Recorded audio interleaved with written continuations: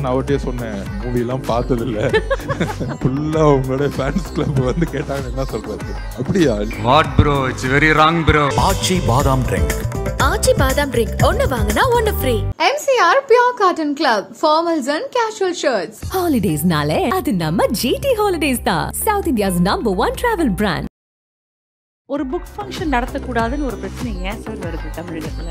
திருமான அன்னைக்கு book release வந்திருந்தா நான் கூட எதுவும் பேசாம போயிருப்பேன். திருமான பேசிட்டு போயிருப்பாரு, நான் பாட்டிக்கு VCK ஒர்க் பண்ணிட்டு போயிருப்பேன். இதுதான் நடந்திருக்கும். அதான் சொல்லல, ஒருத்தரை வந்து நீங்க ரொம்ப அடிக்க தலைவர் திருமான வந்து இன்னி வரைக்கும் என் மேல கோபமே கிடையாது. நீ பட்ட கோபம்லாம் கரெக்டு தான், ஆனா கூட்டணி பிரச்சனை ஆயிடுச்சு. தளபதி அவர்களோட இன்ஸ்டன்ட் ரியாக்ஷன், நீங்க ஒரு விஷயம் சொன்னதுக்கு அப்புறம் அவர் அப்படி நீங்க அதை பிரசன்ட் பண்ண விதத்தை ரசித்தா தளபதி அவர்கள் அந்த கான்வர்சேஷனுக்கு அப்புறம் என்ன சொன்னாரு? இல்ல, அவர் எப்பவுமே ஷார்ட்டா தான் பேசுவாரு.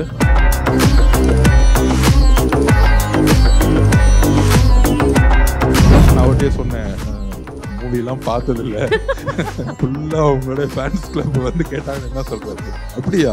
What bro, it's very wrong bro. Sir தளபதியோட ஒரு படம் இருக்குது சார். இந்த சினிமாவில் நம்பர் 1 இன்னைக்கு நீங்க, அதாவது நரக உலகத்துல வந்து நீங்க கிங் ஆகணும்னு நினைக்கிறீங்க அப்படின்னு கேட்டேன். அப்ப என்ன பதிவு பண்ணது என்னன்னா, நம்ம முதன்மை சக்தியா வரும் பொழுது எல்லா அட்டாக்கும் உங்களை நோக்கி தான் வரும். எல்லாரும் அட்டாக் பண்ணுவாங்க. அதுக்கு ரெடியா இருக்கும்போது கேட்கும்போது நான் நம்பர் 1 இங்க இருக்கிறேன்னா அதுக்கு ஒரு பெரிய 2026 எப்படி சார் இருக்கு? களம் வந்து 21 மாதிரி யாருக்குமே ஃபேவரா இருக்காது. ஜூனுக்கு அப்புறம் பாருங்க களம் வந்து எப்படி மாறுதுன்னு.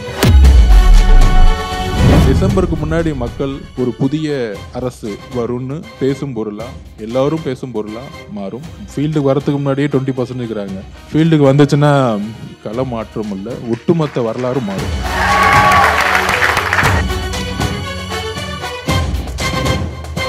ஒரு புக் ஃபங்க்ஷன் நடத்தக்கூடாதுன்னு ஒரு பிரச்சனை ஏன் சார் வருது தமிழகத்துல? அதுதான் அரசியல் முதிர்ச்சியின்மைன்னு சொல்லுவோம், இம்மெச்சூரிட்டி ஆஃப் பாலிடிக்ஸ் சொல்லுவோம்.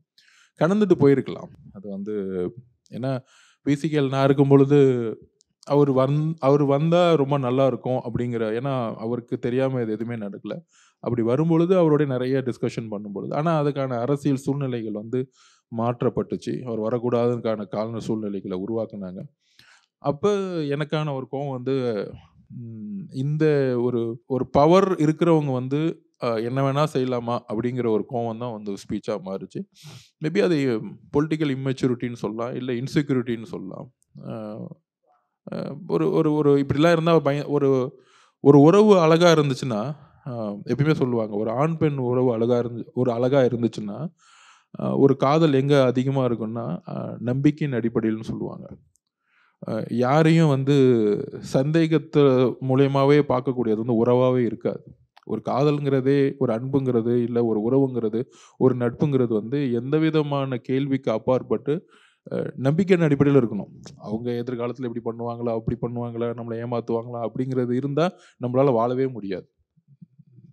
நம்பிக்கை அந்த நம்பிக்கையான கூட்டணிகள் இல்லாத பொழுதுதான் இந்த பயம் வருது. இந்த பயம் வர்றதுனால தான் இந்த மாதிரி வந்து தவறா அதிகாரத்தை வந்து மிஸ்யூஸ் பண்றது. அந்த மிஸ்யூஸ் பண்ணும்போது வர கோவம் ஒன்று அமைதியாக போகலாம். இயற்கையாகவே சின்ன வயசுலேருந்தே எனக்கு அமைதியாக இருந்து பழக்கம் இல்லை. ஸோ அந்த ஒரு வெளிப்பாடு தான் அன்றைக்கி நடந்துச்சு. அவ்வளோதான். இதில் ஒன்றும் பிளான் பண்ணிலாம் இல்லை. அன்றைக்கி வந்து புக்கில் வந்து அம்பேத்கர் அவர்களுடைய கருத்துக்களை வந்து முக்கியமாக வந்து அவர் வந்து 3 இடத்துல, அந்த புக்கில் 3 இடத்துல ரொம்ப அழகாக வந்து ஒரு கட்டுரைகள் இருக்கும். அதுதான் வந்து பேசலாம் அப்படின்னு சொல்லிட்டு போனேன். அப்போ அந்த ஷார்ட் டைமில் நடந்த ஒரு டிஸ்கஷன்ஸு, ஒரு ஃபோர்ஸு, இதெல்லாம் சேர்ந்து அந்த டைரியை மூடிட்டு மைண்டில் இருக்கிறதெல்லாம் பேசணும்னு பேசிட்டு, மற்றபடி வேறு வெல் பிளான்ட் எல்லாம் கிடையாது அது ஆக்சுவலாக. But I think that was a helicopter shot sir. அது ஒரு தோனியோட ஹெலிகாப்டர் ஷாட் மாதிரி தான் இருந்தது என்னை பொறுத்த வரைக்கும். What a start it was for this beautiful journey. எனக்கு அது சார், அதுக்கப்புறம் தளபதியோட ரியாக்ஷன் என்னவா இருந்தது? உங்களுடைய ஸ்பீச்சை கேட்டுட்டு அதுக்கப்புறம் அவர் பேசுகிறாரு, அண்ட் யாருமே எதிர்பார்க்கல அதை. அண்ட் தளபதி அவர்களோட இன்ஸ்டன்ட் ரியாக்ஷன், நீங்கள் ஒரு விஷயம் சொன்னதுக்கப்புறம் அவர் அப்படி அவருக்குன்னு ஒரு ஸ்டைல் இருக்குது, ஒரு the way he'll flip and then he looked at you and then he looked down and again looked at you. முதல் முறை உங்களை பார்க்கும்போது ஒரு ஷாக் இருந்தது, ரெண்டாவது முறை உங்களை பார்க்கும்போது அட்மிரேஷன் இருந்தது சார்.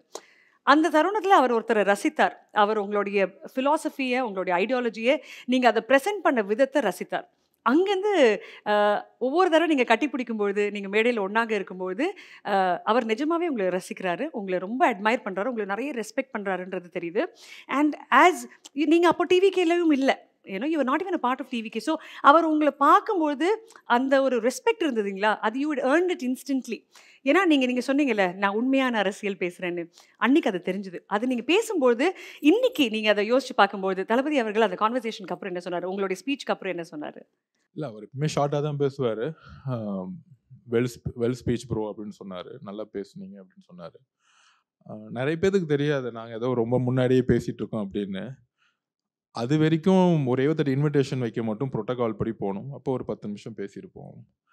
அதுக்கு முன்னாடி அவரோட நான் பார்த்ததில்ல.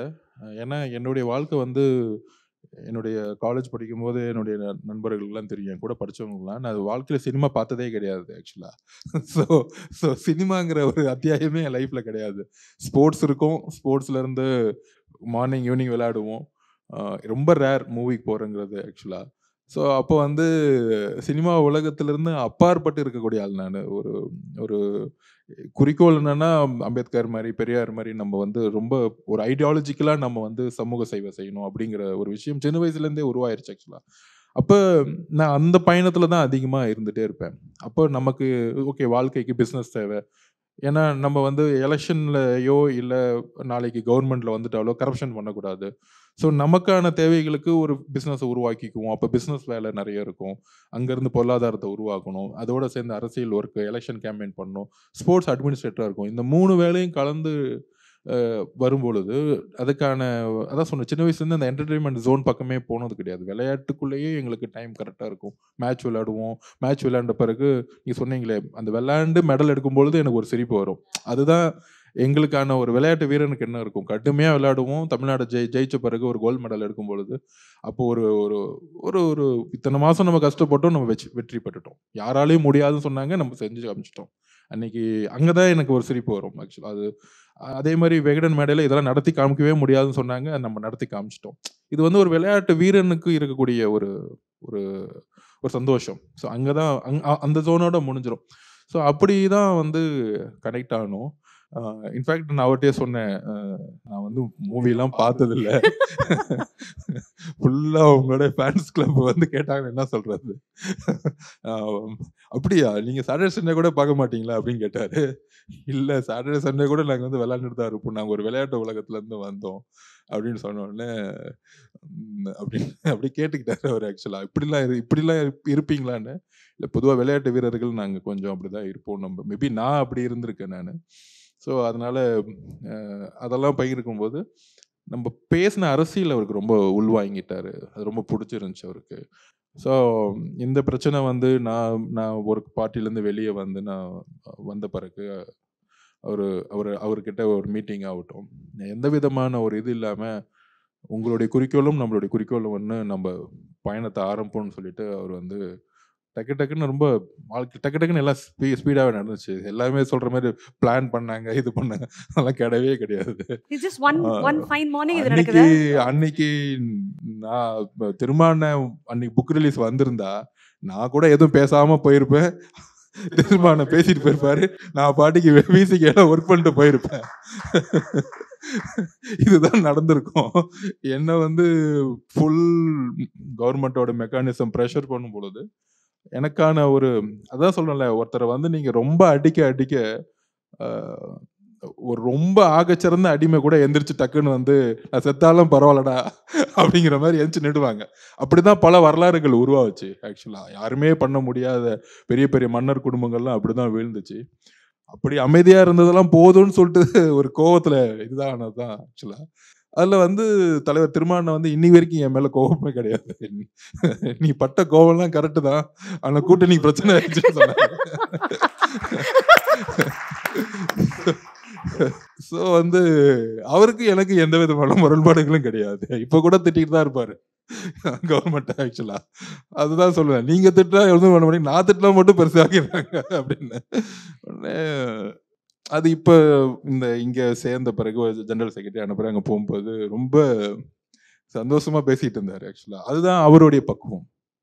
இங்க இருந்து போய் இன்னொரு இடத்துல நான் ஜெனரல் செக்ரட்டரி ஆகும்போது கூட அந்த ஒரு வரவேற்பு எடுத்து பரவாயில்ல நம்ம கொள்கைப்படிதான் நீ ஒரு இடத்துல இருக்கங்கிற அப்படிங்கிற ஒரு வரவேற்பு இருக்கு பாத்தீங்களா, அதனாலதான் அவர் ஆசான், தமிழ்நாட்டோட ஆசான்னு நான் சொல்லுவாங்க.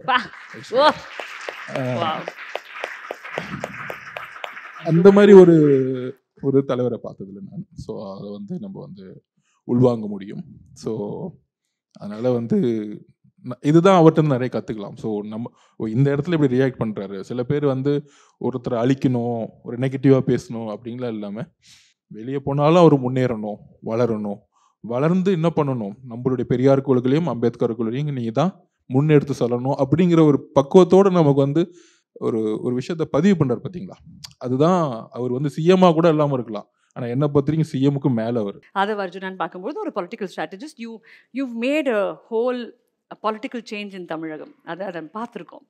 அண்ட் ஒரு பொலிட்டிக்கல் ஸ்ட்ராட்டஜிஸ்டாக நீங்கள் தளபதி அவர்களை மீட் பண்ணுறீங்க அவருடைய கட்சிக்காக. அப்புறம் அந்த கட்சியிலையும் நீங்கள் சேர்றீங்க. இன்றைக்கி தளபதி அவர்கள் வந்து ஃபார் த லாங்கஸ்ட் டைம் நாங்கள் எல்லாருமே வந்து தளபதியோடைய ரசிகர்கள். அப்படி நான் சும்மா தளபதி அப்படின்னு சொன்னாலே அப்படி ஒரு கைத்தட்டல் வரும், அப்படி ஒரு விசில் பறக்கும். ஆஸ் அன் ஆக்டர் எங்களுக்கு அவர் அவ்வளோ பிடிக்கும்.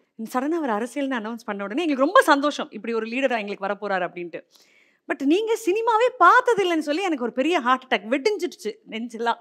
சார் நிஜமாவே நீங்கள் தளபதி படம் பார்த்ததே கிடையாதா? இல்லை, நாங்கள் பார்த்துருக்கோம். அதாவது இப்போ ஒரு கேடிவியில் பார்க்கும்பொழுது, இந்த நெட்ஃப்ளிக்ஸில் வரும்போது எப்பயாச்சும் வந்து பார்த்துருப்போம். சார் தளபதியோட ஒரு படம் பேர் சொல்லுங்கள் சார் எனக்கு.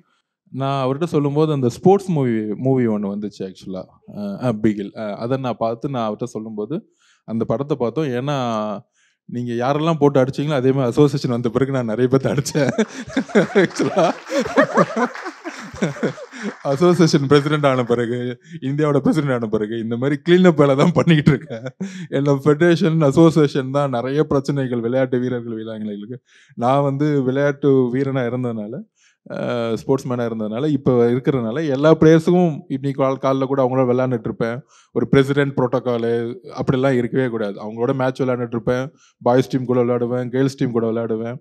அப்படியே விளையாண்டுட்டு உங்களுக்கு என்னென்ன தேவைகள், என்னென்ன பிரச்சனைகள்னு ஒரு கம்ஃபர்டபுள் சுச்சுவேஷன் கிரியேட் பண்ணிவிட்டு அவங்கள ஃப்ரீயாக விடும்பொழுது இன்றைக்கி தமிழ்நாடு தான் நம்பர் 1 இந்தியாவிலேயே பேஸ்கெட் பாலை பொறுத்த வரைக்கும். ஸோ முன்னாடிலாம் அப்படி இருக்காது. பிரசிடெண்ட்டை நாங்களாம் இருக்கும்போது பிரசிடெண்ட்டை பார்க்கணுன்னா அவர் வந்து ஒரு பெரிய ராஜா மாதிரி இருப்பார். அவர் வரதே ஒரு 10-20 பேரோட வருவார், அங்கே நிற்பார், எல்லாம் இருக்கீங்களான்னு பார்த்து போயிடுவார். ஸோ எங்களுக்கு எந்த தேவைகளும் கிடைக்காது. ஸோ இதெல்லாம் மாற்றங்கள் வரணும், ஒரு எளிமையாக்கணுங்கிறது தான் நாங்கள் வந்தோம். அதே மாதிரி நீங்கள் பிகில் படத்தில் பண்ணியிருந்தீங்க, அது மட்டும் பார்த்தேன் நான் அப்படின்னு. ஸ்போர்ட்ஸ் சப்ஜெக்டாக இருந்தனால நாங்கள் அதை பார்த்தோம் நாங்கள் ஆக்சுவலாக. ஸோ மித்தபடி அதான் சொன்னேனே, அதுக்கான காலகட்டங்களும் நேரங்களும் நமக்கு வந்து அதிகமாக இருந்ததில்லை. ஏன்னா உங்களுக்கு ஒரு இப்போ திமுகவில் வந்து 2015 எலெக்ஷன் ஒர்க் பண்ணும் பொழுது கிட்டத்தட்ட 18 மணி நேரம் வந்து தேர்தல் அரசியலுக்கான வேலையே அதிகமாக இருக்கும். இட்ஸ் நாட் ஏதோ ஒரு டே டு டே ஒர்க் மாதிரிலாம் இருக்காது. ஸோ ஒரு டஃப்பான ஒரு விஷயம். உங்களுக்கு சென்ட்ரல் கவர்மெண்ட், மத்திய அதாவது ஒன்றிய அரசுலேருந்து எல்லாருமே வந்து உங்களோட எலெக்ஷன் கேம்பெயினில் நீங்கள் வந்து தேர்தலில் வந்து நீங்கள் தேர்தலுங்கிறது ஒரு வார் ஜோன். அதுக்குள்ளே போகும்போது பல விதமான எதிர்ப்புகள், பல்வேறு பிரச்சனைகள் வரும்பொழுது அதற்கான மனப்பக்குவம் வேறு மாதிரி இருக்கும். அதனால் வந்து அதிலே கான்சன்ட்ரேஷன் பண்ணி அதிலேயே போனதுனால பொதுவாக இந்த பக்கம் வந்ததில்லை. காலத்துடைய நேரம் கடைசியில் அவருடைய வந்து சேர்த்து இருக்கு. கொள்கை அடிப்படையில் அதுவும் இந்த படத்தை வந்து ஒரு மே மாதத்தை முடிக்கும் பொழுது என் வாழ்க்கையே அரசியல்னு என்கிட்ட முதல் மீட்டிங்கில் பதிவு பண்ணார். அதுக்கப்புறம் வந்து அப்போ கூட நான் சொன்னேன், நான் விளையாட்டுத்துறையிலேருந்து அரசியல் படிச்சிருந்தாலும் விளையாட்டுத்துறை தான் என்னுடைய அடிப்படை. அங்கேருந்து அரசியலுக்கு வரும்பொழுது இன்னைக்கு வரைக்கும் என்னால் விளையாட்டுத்துறையை விட முடியாது. அது ஆனால் நீங்கள் இந்த சினிமாவில் நம்பர் 1 இன்னைக்கு நீங்கள் ஆக்சுவலாக. அதாவது அந்த உலகத்தில் நீங்கள் கிங்க, ஒரு ஹெவன் உலகத்தில் நீங்கள் ஒரு கிங்காக இருக்கீங்க. ஆனால் என்ன ஆச்சு உங்களுக்கு, இது ஒரு ஹெல் உலகத்தில் வந்து கிங் ஆகணும்னு நினைக்கிறீங்க, அதாவது நரக உலகத்தில் வந்து நீங்கள் கிங் ஆகணும்னு நினைக்கிறீங்க அப்படின்னு கேட்டேன். அப்போ என்கிட்ட பதிவு பண்ணது என்னன்னா, இல்லை எனக்கு 20-25 வயசுலேயே அரசியல் பற்றி ஒரு சிந்தனைகள் வந்து வர ஆரம்பிச்சிருச்சு. அதுக்கான ஒரு தாட்ஸ் வந்து வர ஆரம்பிச்சிச்சு. அதுக்கான திட்டங்களை யோசிச்சுட்டே இருந்தேன். இது கரெக்டான டைமு. அப்போ வந்து நம்ம நடிச்சுட்டே வந்து பண்ணோன்னா மக்களுக்கான நம்பிக்கையை நம்ம உருவாக்க முடியாது.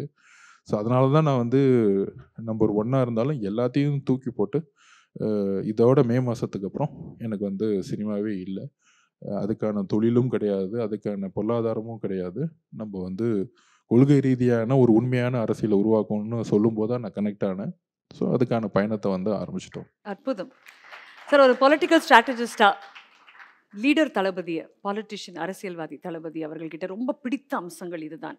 ஒரு அரசியல்வாதிக்கு இந்த விஷயங்கள் இருந்தால் அற்புதங்க, டெஃபினெட்லி அந்த நாடு ஒரு பெரிய வளர்ச்சி பார்க்கும் அப்படின்னு ஒரு பொலிட்டிக்கல் ஸ்ட்ராட்டஜிஸ்டாக நீங்கள் பார்ப்பீங்க.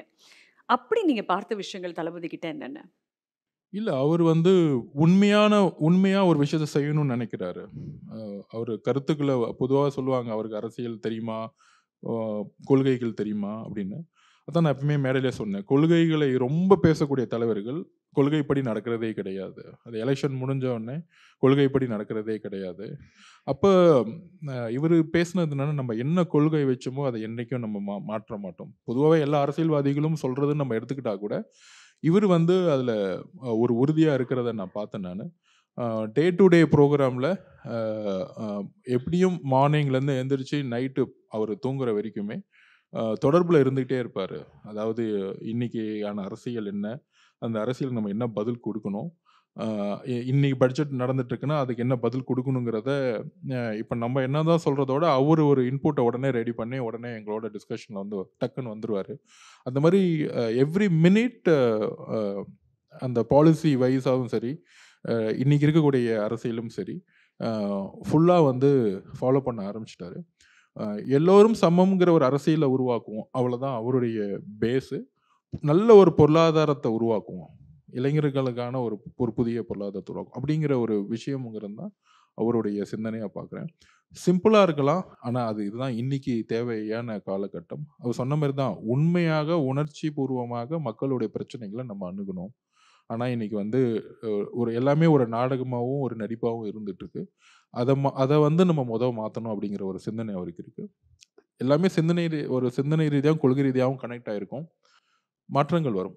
2026 எப்படி சார் இருக்கு? களம் வந்து 21 மாதிரி யாருக்குமே ஃபேவரா இருக்காது. நீங்க ஜூனுக்கு அப்புறம் பாருங்க களம் வந்து எப்படி மாறுதுன்னு. ஸோ அது வந்து இப்பயே நம்ம வந்து சொல்லக்கூடாது, ஒரு ஸ்ட்ராட்டஜிஸ்டா சொல்லக்கூடாது. ஒண்ணு டிசம்பருக்கு முன்னாடி மக்கள் ஒரு புதிய அரசு வரும்னு பேசும் பொருளா, எல்லாரும் பேசும் பொருளா மாறும். ஜூன்ல இருந்து அதற்கான திட்டங்களும் அதுக்கான பிரச்சார பயணங்கள் மூலியம் மக்கள் வந்து பார்ப்பாங்க. அது என்னங்கிறத ஜூனுக்கு அப்புறம் பார்ப்போம். ஜூனுக்கு அப்புறம் சார், ஜூனுக்கு அப்புறம் திருப்பி இப்படி ஒரு டேட் கொடுப்பீங்களா சார் உங்களை சந்திக்க? கண்டிப்பா, எப்போ வேணா சந்திப்போம். சார் இப்போ 2026ல நீங்க சொன்ன மாதிரி இல்லையா, 2021க்கு ஃபேவரபிளா இருந்த மாதிரி ஒரு டைமாக இருக்காது. What is going to be the ஒரு பொலிட்டிக்கல் ஸ்ட்ராட்டஜிஸ்டா, ஒரு பார்ட்டியாக நான் கேட்காம ஒரு பொலிட்டிக்கல் ஸ்ட்ராட்டஜிஸ்டா, someone who is lived politics. நீங்க வாழ்ந்திருக்கீங்க 15 வயசுலேருந்து இன்னி வரைக்கும் நீங்க வாழ்ந்திருக்கீங்க பாலிடிக்ஸை. அப்படி இருக்கிறவர் எப்படி இருக்க போகுது தொகுதி பிரிவினை, எப்படி இருக்கும் எதிர்பார்க்குறீங்க? என்ன மாதிரி பார் கிராஃப் இருக்கும் அப்படின்னு நினைக்கிறீங்க? இல்லை, ஒரு புதிய அரசியலும் ஒரு புதிய அரசியலுடைய அதான் சொன்னேன், 67 77 என்ன மாற்றங்கள் உருவாச்சோ அன்னைக்கு அண்ணா அவர்களும் சரி, இல்லை 77 எம்ஜிஆர் அவர்கள் வரும்போதும் சரி, என்ன மாற்றங்கள் உருவாச்சோ, தாவேக கட்சியாக மட்டும் நான் பார்க்கல, தலைவர் விஜய் அவர்களுடைய வரவு மட்டும் பார்க்கல. மக்கள் வந்து ஒரு புதிய ஒரு ஆட்சியை வந்து எதிர்பார்க்குறாங்க. இத்தனை காலம் 70 வருஷமா பேசி பேசி பேசி மேடைகள் அதிகமாக பேசி பேசி மாற்றங்களை உருவாக்குவோம், மாற்றங்களை செய்வோம் அப்படிங்கிற பேசி பேசி வந்தவங்க எந்த மாற்றங்களை உருவாக்கும் பொழுது மாற்றங்களை உருவாக்கக்கூடிய, எப்படி டெல்லியில் கெஜ்ரிவால் உருவாக்குனாரோ அதே மாதிரி தாவேகாவும் தலைவர் விஜய் அவர்களும் ஒரு இளைஞர்களுக்கான சக்தியாக வந்து இன்னைக்கு வந்து ஃபீல்டுக்கு வரத்துக்கு முன்னாடியே 20% இருக்கிறாங்க. ஃபீல்டுக்கு வந்துச்சுன்னா அது நம்ம சொல்லக்கூடாது, வந்த பிறகுதான் சொல்லணும். ஸோ இந்த மாதிரி கருத்தையெல்லாம் வந்து 20%, 15% இப்படி வந்துருவாங்க அப்படி வந்துருவாங்க, இதெல்லாம் வந்து இன்னைக்கு ஜாலியாக பேசிக்கிட்டோம். வரட்டும், ஜூன் வரட்டும், ஜூன்ல இருந்து நம்மளோட செயல் திட்டத்தை உருவாக்குவோம். ஆல்ரெடி செயல் திட்டம் உருவாகி ரொம்ப ஸ்பீடாக போயிட்டுருக்கு. களம் வந்த பிறகு தெரியும். இன்னும் களம் ஆரம்பிக்கல ஆக்சுவலா. இந்த யுத்தம் ஆரம்பிக்கும் போது அந்த யுத்தம் பண்றதுக்கு முன்னாடி சும்மா ஒரு ஒரு ப்ரொஜெக்ஷன்ஸ் உருவாக்குவாங்க. அவங்க ஜெயிச்சிருவாங்க, இவங்க ஜெயிச்சிருவாங்க, இப்படி ஜெயிச்சிருவாங்க, அப்படி ஜெயிச்சிருவாங்க. இந்த அதாவது மியூசிக் டைரக்டர் இவர் நம்ம இளையராஜா சார் ரொம்ப பிடிக்கும் ஆக்சுவலா. ஒரு 20-30 வருஷமா பயங்கரமான டாமினன்ஸ் இருந்துச்சு.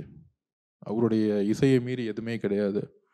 திடீர்னு ஒருத்தர் வந்தார், அப்படி அந்த மியூசிக் ஸ்டைலை மாற்றினார். மக்கள் டக்குன்னு அந்த ஸ்டைல் பண்ணாங்க. அவர் பேர் தான் ஏஆர் ரகுமான். அவ்வளோதான். நாங்கள் 60 வருஷமாக முதலமைச்சராக இருக்கோம், 70 வருஷமாக முதலமைச்சராக இருக்கோம், உங்களுக்கு இதெல்லாம் தெரியுமா? அதே மாதிரி தான் அந்த காலத்தில் மியூசிக்லாம் தெரியுமா அப்படின்னு ஒரு சின்ன ஒரு 20 வயசு பையன் ஏஆர் ரகுமான் அப்படி வந்தார். அப்படி டக்குன்னு ஒரு விஷயத்த மாற்றினார். அப்படியே மியூசிக்கோட ட்ரெண்டு மாறுச்சு. இந்த மாதிரி மாற்றங்கள் வரும். அவ்வளோதான் நான் எக்ஸாம்பிள் சொல்லுவேன். எளிமையாக சொன்னோன்னா அவ்வளோதான் வரும். ஒரு 70 வருஷமாக இருக்கிறாரு, அதுக்காக ஒருத்தர் வந்து டக்குன்னு வந்து மக்கள் வந்து தேர்ந்தெடுக்கணும்லாம் கிடையாது. உண்மையாக மக்களை வந்து நேசிக்கக்கூடிய, மாற்றங்கள் உருவாகக்கூடிய நம்பிக்கையை ஏற்படுத்தும் பொழுது மக்கள் அதை வந்து ஆதரிப்பார்கள். அந்த ஆதரவு கண்டிப்பாக பிரச்சாரத்தின் மூலமாக உருவாக்குவோம். 26 கள மாற்றம் அல்ல, ஒட்டுமொத்த வரலாறு மாறும். கொஞ்சம் நேரத்துக்கு முன்னாடியே சொன்னீங்க சார், வரலாற்றில் மாற்றங்கள் வரும்பொழுது அப்படிதான் நிறைய ஒரு இடத்துல யூ டோன்ட் எக்ஸ்பெக்ட் அந்த வால்கனோ இரப்ட் ஆகும் அப்படின்னு. ஆனால் அந்த வால்கனோ இரப்ட் ஆகும்போது தான் அந்த ஒரு மொத்த ஏரியாவுடைய நக்ஷையே மாறும், அது மொத்தமாக அந்த மேப்பே மாறும். அது மாறும் அப்படின்னு நீங்கள் சொல்லும்பொழுது it brings a certain Joy. Sir இதை தாண்டி இப்போ நீங்கள் தளபதி கூட டெய்லி இன்ட்ராக்ட் பண்ணிட்டு இருப்பீங்க, ஏன்னோ டிஸ்கஸிங் பாலிட்டிக்கல் ஸ்ட்ராட்டஜி, இல்லை ஒரு நாள் பாலிட்டிக்கல் மாற்றங்கள் வரும்போது இந்த மாற்றம் இந்த மாற்றம் இந்த மாற்றம், இது இப்படி இருக்கணும், இது எப்படி இருக்கணும் நிறைய இருக்கும். தளபதி அவர்கள் எவ்வளோ கான்ஃபிடென்ட்டாக இருக்காரு? 2026 பற்றி அவருடைய கருத்துக்கள் என்னவாக இருக்கு? அவருடைய நம்பிக்கை வந்து ரொம்ப தெளிவாக இருக்குது. அதனால தான் 30 வருஷமாக டாப் 1ல் இருக்கிறவர் தூக்கி போட்டு நான் மக்களுக்காக வரேன்னு ஒரு நம்பிக்கையோடு தானே வர முடியும். யாருமே வந்து ஈஸியாக விட்டுட்டு வர முடியாதுல்ல. ஸோ அவருடைய நம்பிக்கை வந்து ஒன்றே ஒன்று தான். நம்ம மாற்றங்களை உருவான பிறகு நம்ம எப்பொழுதும் உண்மையாக இருக்கணுங்கிற ஒரு ஒரு நம்பிக்கையோடு அவர் வந்து ஒவ்வொரு நாளும் அதை வந்து அணுகிட்டு இருக்காரு. ரொம்ப கான்ஃபிடென்ட்டாக இருக்கார். அதில் வந்து எந்த துளி அளவும் இந்த வெளியே சொல்கிற மாதிரி இப்படி சொல்லிட்டாங்க அப்படி சொல்லிட்டாங்க.